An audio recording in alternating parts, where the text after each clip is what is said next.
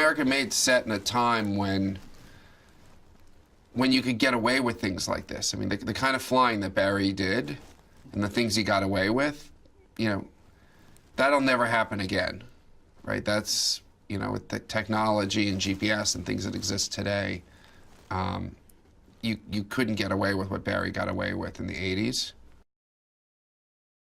Barry was, you know, recruited by the CIA to do surveillance on communist activities in Central America and ultimately to start delivering guns to rebels in Central America who were fighting communists. And, you know, there was a real agenda, with the height of the Cold War, was a real agenda of President Reagan to fight communism in our backyard. And they recruited Barry Seal to fly out of a little airport in Arkansas and start delivering weapons to the rebels in Central America. And Barry, you know, was a real opportunist, and he had an empty airplane on the way back, and he was, you know, had been, because he was working with the CIA and he was conducting this these illegal operations with the CIA's help, he could get in and out of the country undetected. And, you know, there's no point flying back with an empty airplane. You know, might as well bring drugs back with it. And so Barry ended up, you know, working for both the U.S. government and for the Colombian drug cartel at the same time, and unbeknownst to the other.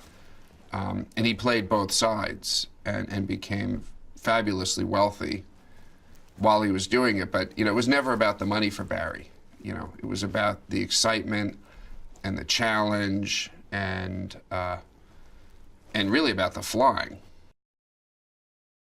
American Made was my chance to tell a story about somebody who screwed over the White House, who you know, took advantage of everybody, and for a long time, and you know, really got the most you could possibly get out of a life. It was an amazing story, and I do love flying. I'm a pilot, and he was using airplanes to do, you know, some of the most outrageous missions. And, you know, the thing about the kind of flying that Barry Seal was doing in the early 80s, where, and he really is kind of like the UPS for illegal cargo, right? I mean, he didn't really care what was in the back of his plane. He just cared how heavy it was. And, you know, if it absolutely had to be there overnight and it was illegal, Barry Seal was your guy. He didn't care if it was guns the CIA wanted him to fly to rebels in Central America, whether it was cocaine that the Colombian drug cartel wanted him to fly to Florida. And he could just get it done. The other sort of key relationship in the movie is with the CIA and Donald Gleason, who plays Tom Cruise's handler at the CIA.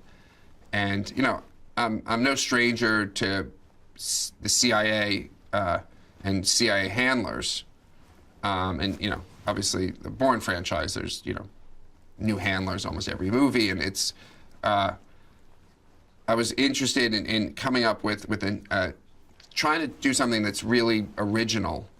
And Donald was an amazing partner for that, because he plays Tom's handler, and therefore, you know, a real adversary and somebody who could be very dangerous to Tom.